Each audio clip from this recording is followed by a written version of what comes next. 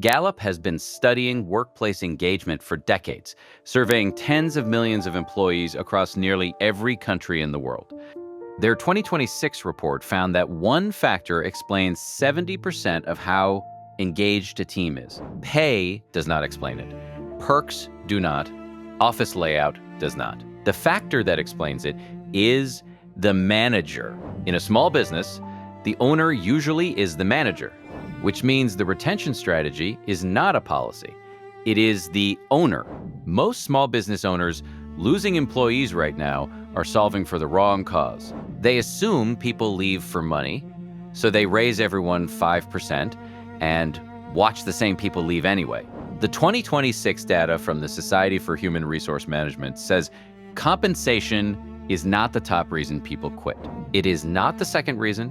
It is not the third reason. It is split across 4 separate categories that individually are dwarfed by what people leave for, which is the manager, the culture, and the absence of a path forward. By the end of this video, the math, the cause, and the 7 steps that keep people will be clear, in the order that matters. None of it requires hiring an HR person.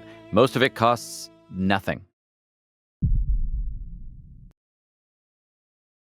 The financial damage of losing an employee is 2 to 3 times what most owners think it is. Voluntary turnover costs U.S. businesses around $900 billion a year. 42% of that turnover is preventable, which means almost half of the people who walk out the door did so because of something the employer controlled. For a single mid-level employee earning $60,000 a year, the all-in replacement cost is $30,000 to $45,000. That is the SHRM benchmark, 6 to 9 months of the departing employee's salary.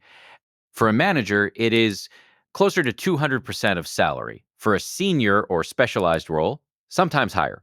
The visible part of that cost, the recruiting fees and the formal training, is only 30 to 40% of the total. The invisible 60 to 70% is what does the real damage. Vacancy at roughly $500 a day in lost output. A 9-week to fill role bleeds $22,500 before the new hire arrives. New hires reach only 25% of full productivity in their first 4 weeks, and full productivity takes anywhere from 8 to 26 weeks depending on the role. Small businesses feel this hardest. Retention rates at companies under 50 employees run between 70 and 85%. Well below larger enterprises.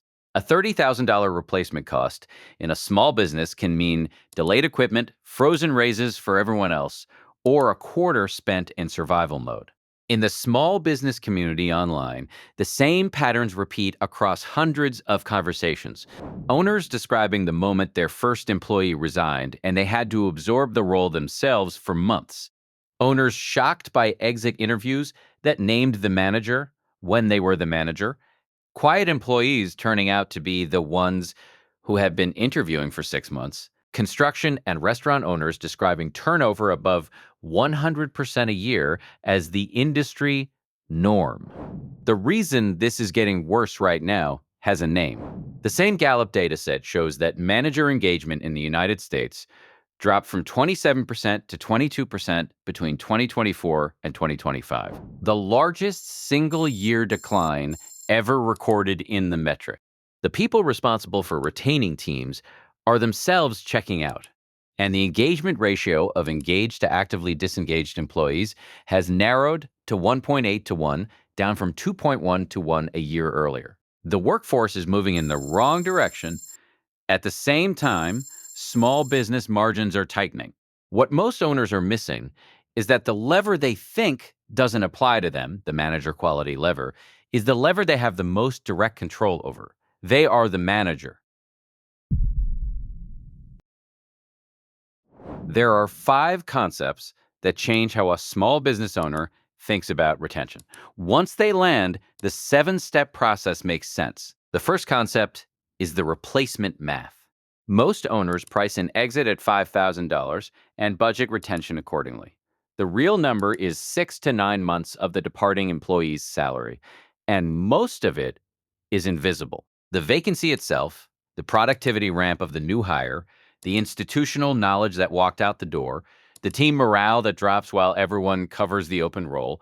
The investment math for keeping people changes the moment the real number goes on paper. The second concept is the manager is the strategy rule. The 70% finding from the hook is the operating constraint underneath everything else. There is no policy that fixes a bad daily management experience. Most retention advice assumes a leadership layer, an HR department, a formal manager training program.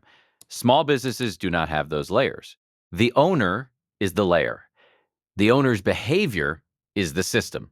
The third concept is that recognition is a system, not an event. Recognition that retains is frequent, specific, and tied to a customer or business outcome. The cheapest version, a real-time named and dated thank you, outperforms an expensive year-end gift card by a wide margin. The drumbeat does the work, not the single grand gesture. An annual holiday party does not change behavior in March. A weekly named thank you, sent reliably, does. The fourth concept is the first year cliff. Most employees who leave a small business do so within their first year, and resignations cluster around the 1-year anniversary. Yet most small businesses spend less than $2,000 on onboarding and consider it 2 weeks of paperwork. Structured onboarding, the kind with a written 90-day plan and weekly check-ins, dramatically changes how many of those first-year hires stay. The owner has the most leverage in the first 90 days and uses it the least. The fifth concept is that people do not leave for the reason owners think. Across S. Sherham's 2026 surveys, the most cited single reason people quit a job is a toxic workplace, named by 32% of those who left in the last 12 months. The second is poor leadership. The third is conflict with a manager or supervisor. Compensation appears split across 4 separate sub-reasons, none of which individually rivals the top 3. Owners almost universally assume people left for money. The data says they left for a better daily experience. With those 5 concepts in place, the practice that retains people is a sequence of 7 steps. None of them require software. Most of them cost nothing beyond the owner's attention. Step 1 is to audit the true turnover cost.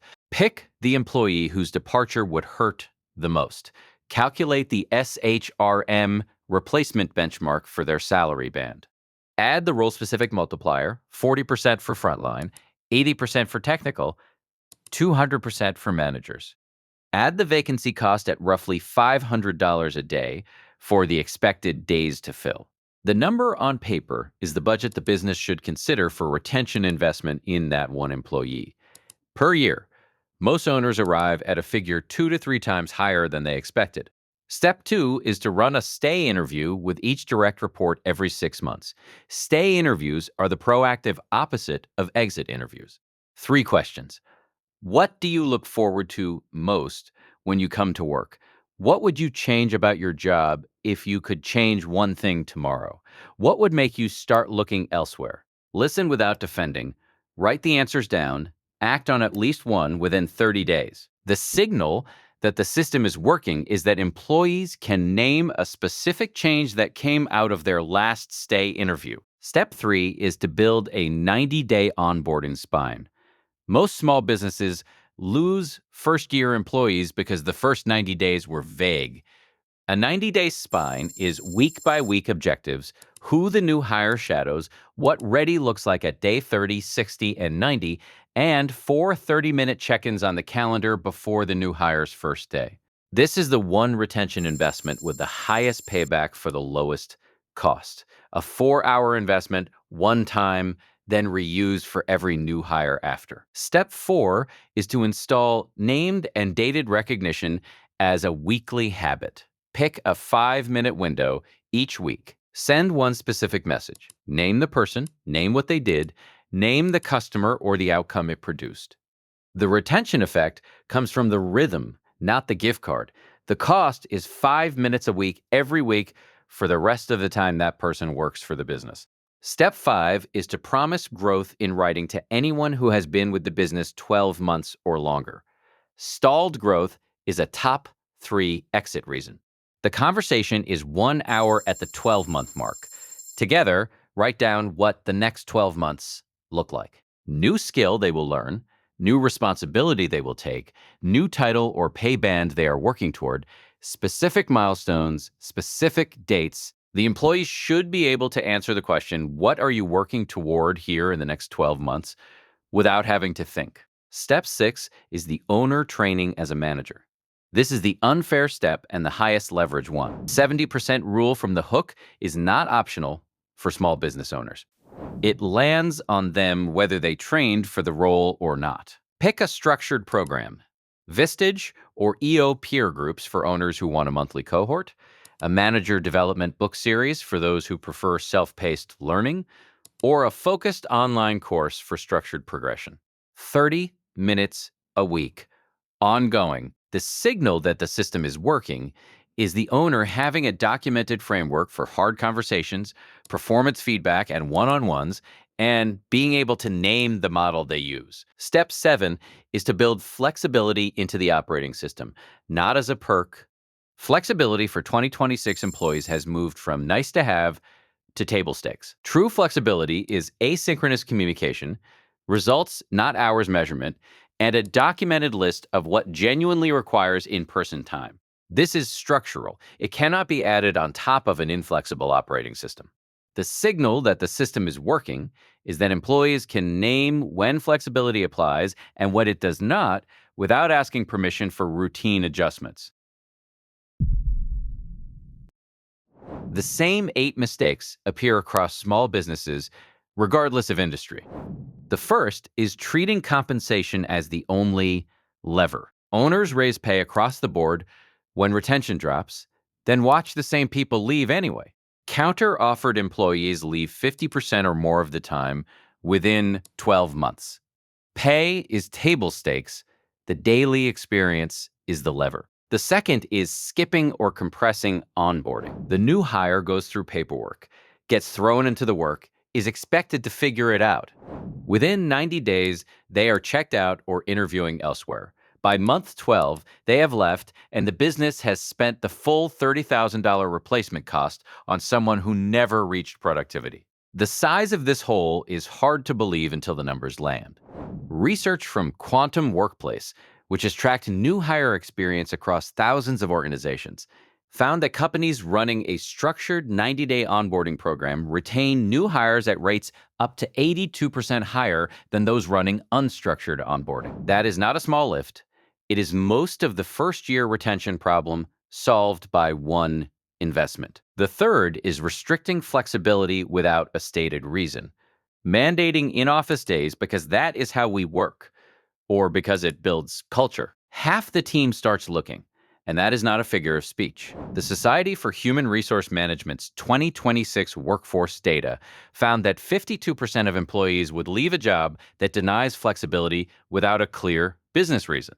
The strongest people leave first because they have the most options. The fix is to document why specific in-person time matters and treat anything not on the list as flexible by default. The fourth is treating recognition as an annual event. A holiday party, a year-end bonus, an occasional thank you, then nothing for 50 weeks. Recognition timeline that does not match the work timeline does not retain. The size of this gap is measurable. SHRM's 2026 workplace research, drawing on responses from tens of thousands of employees, found that companies running strong ongoing recognition programs see 31% lower voluntary turnover than companies that batch recognition into 1 or 2 annual moments. Same workforce, same industry, same pay bands. The difference is the rhythm. The fifth is skipping exit interviews because the owner thinks they already know why. The next employee leaves for the same reason. And the next, a 30-minute structured exit interview, ideally with someone other than the owner, surfaces the patterns. Without it, the same departure repeats with a different name. The sixth is the owner as untrained manager. No one teaches small business owners how to manage. The default is whatever style their last boss used, plus intuition. The Gallup 70% rule lands on them anyway. Best people leave first. The seventh is letting toxic high performers stay, tolerating bad behavior from a top producer because the producer's output is hard to replace.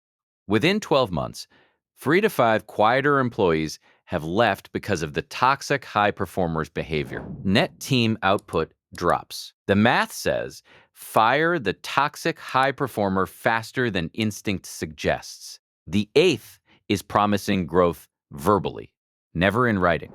There is definitely a path here for you, said in a one-on-one, never followed up. 12 months later, the employee leaves for a competitor with a written job offer.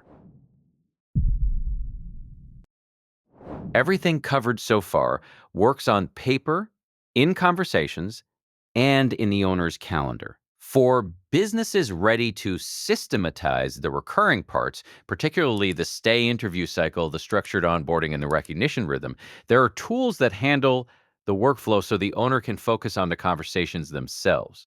Gusto bundles light HR features with payroll and is the smoothest option for businesses that want a single platform for paying and supporting employees. Bamboo HR is the HR first system of record for businesses that prioritize people management before payroll, with built-in performance reviews and engagement surveys. Rippling unifies HR, IT, and finance into one workflow, useful for tech-forward small businesses where onboarding spans laptop provisioning and software access alongside the people side. A full comparison of these and the other major HR platforms, including which one fits which kind of small business and what each one costs, lives on this channel in the video titled Before You Buy Gusto or Rippling, Watch This. Link in the description.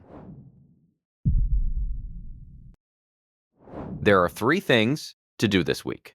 The first is to calculate the real replacement cost for one specific employee. 6 to 9 months of their salary, plus the role-specific multiplier, plus the vacancy cost at $500 a day for the expected days to fill. Write the number down.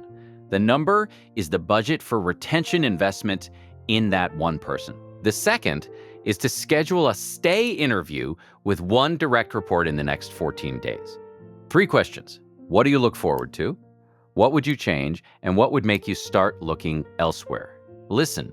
Write down the answers and act on one of them within 30 days. The third is to send one specific named recognition message before the end of this week. 5 minutes, one person, one specific thing, one named outcome.